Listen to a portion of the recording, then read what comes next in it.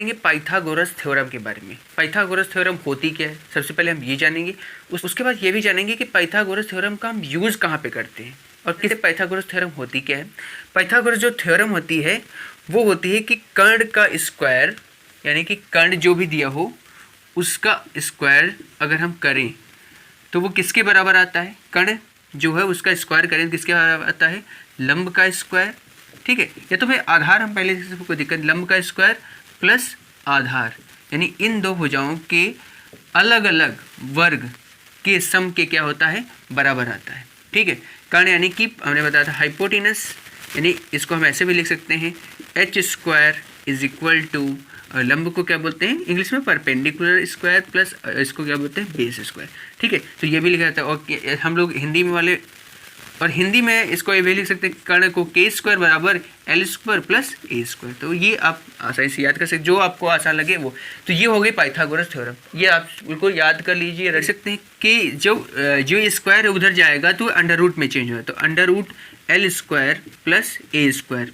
ठीक है, तो इस फॉर्मूले के थ्रू हम क्या लिख सकते, कर्ण निकाल सकते हैं। इन तीनों में से अगर इनमें से कोई दो चीज़ दी गई, यानी कि लंब दिया गया है, आधार दिया गया, तो कर्ण निकाल लेंगे। ठीक है, कर्ण और लंब दिया गया है तो आधार निकाल लेंगे, या फिर आधार और कर्ण दिया गया है तो लंब निकाल, यानी तीन में से कोई भी अगर दो चीज़ें दी गई तो तीसरी जो वैल्यू है वो हम आसानी से इस पाइथागोरस थ्योरम के थ्रू निकाल सकते हैं। ठीक है, तो अब हम ये बता करते हैं इसका यूज़ कहाँ पे करते हैं। जैसे मान लीजिए आपको दिया गया साइन ए बराबर 4/5, साइन ए बराबर 4/5, और आपसे कहा जाए भैया टैन ए की वैल्यू निकालिए, टैन ए की वैल्यू निकालिए आधार, क्योंकि टैन यहाँ पे लिखा होता है तो इसको मतलब लंब बटे आधार।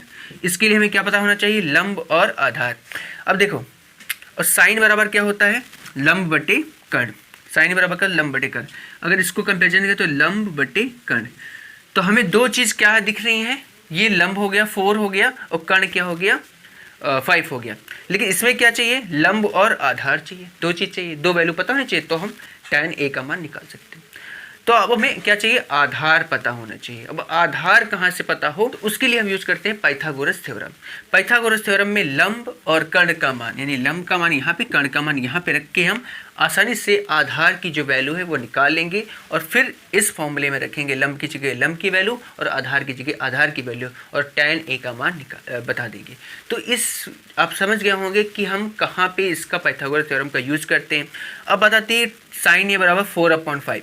अच्छा, मैं यहाँ पे जो ट्रायंगल बनाए हो, राइट एंगल ट्रायंगल समकोण त्रिभुज है, इसमें मैंने ए बी सी कहीं नहीं रखा। अब मैं आपको मैं चेक करना चाहता हूँ कि अगर मैं 4 और 5 लिखता हूँ कहीं पे, तो आप बताइए ए हमारा कहाँ पे होगा। जैसे कि मैं यहाँ पे लिखता हूँ 4 यहाँ पे लिखूँगा, 5 यहाँ पे लिखूँगा, तो आप बताइए कि ए हमारा कहाँ होगा, यहाँ पे होगा या फिर यहाँ पे होगा। अच्छा, मैं यहाँ पे ए लिख सकता हूँ, क्योंकि हमने बताया कि जिस एंगल के बारे में बात की जाती है उस एंगल के जस्ट सामने वाला हमारा लंब होता है। तो अगर मैं इस एंगल के ए यहाँ पे मान के लेता हूँ तो इसके जस्ट सामने वाला तो ये हो गया है लंब हमारा, और लंब इसमें कितना है 4, और 4 को मैंने यहाँ पे दिखाया है। इसका मतलब हम ए को यहाँ पे नहीं मान सकते, तो ये हमारा हो जाएगा गलत। तो इसके अगर हम 4 यहाँ पे रखते हैं तो ए हमारा होगा यहाँ पे। ठीक है, और बाकी बी और सी हम कहीं भी लिख सकते हैं। ठीक है, तो यहाँ पे हम 4a को यहाँ पे नहीं मानेंगे ताकि आपको उल्टा दिखेगा और आपको थोड़ा अच्छे समझ नहीं आएगा। हम उसको सही ढंग से ही लिखेंगे ताकि आपको ये चीज़ तो अच्छे से समझ में आ ही जाए।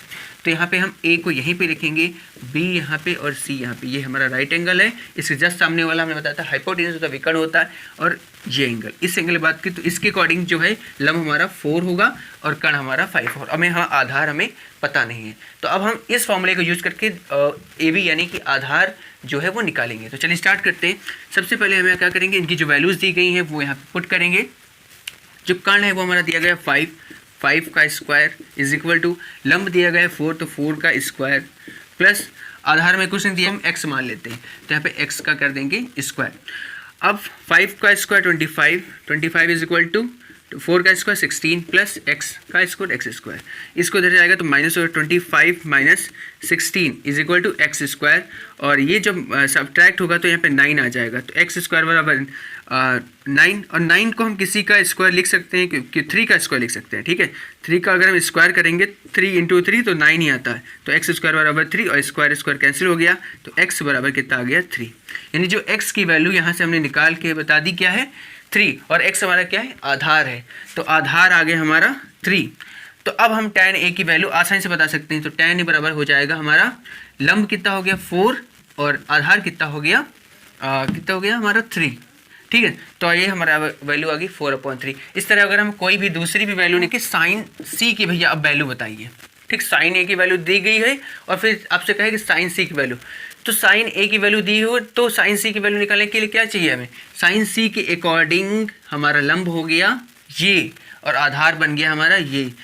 तो अच्छा, साइन बराबर होता क्या है, ये यहाँ पे साइन लिखा जाता है लंब बटे कर्ण, तो लंब बटे कर्ण, ये लंब चाहिए, c के अकॉर्डिंग लंब चाहिए, तो c के अकॉर्डिंग लंब कौन सा होगा, ये होगा, और ये कितना है 3। कर्ण तो हमारा उतना ही रहता, तो 3/5। तो देखो यहाँ पे दोनों साइन थे, साइन दोनों थे, यहाँ पे देख लीजिए आप, साइन दोनों थे, लेकिन यहाँ पे a था तो उसके अकॉर्डिंग हमारा आंसर आया 4/5। एंड जहाँ पे साइन c था तो उसके अकॉर्डिंग लंब बटे कर्ण के अकॉर्डिंग क्या है हमारा 3/5। तो a और c अगर हो रहा है तो इसमें ये ना सोचो कि दोनों साइन साइन पूछा गया तो सेम होने चाहिए, नहीं, a और c का बहुत बड़ा महत्व है। ठीक है, तो उसके अकॉर्डिंग यहाँ पे देखो वैल्यू हमारी चेंज हो गई। तो आई थिंक आप समझ गए होंगे पाइथागोरस थ्योरम का हम कहाँ पे यूज़ करते हैं और उसका यूज़ करके हम क्या निकालते हैं, लंब या फिर आधार या फिर कर्ण हम आसानी से निकाल सकते हैं।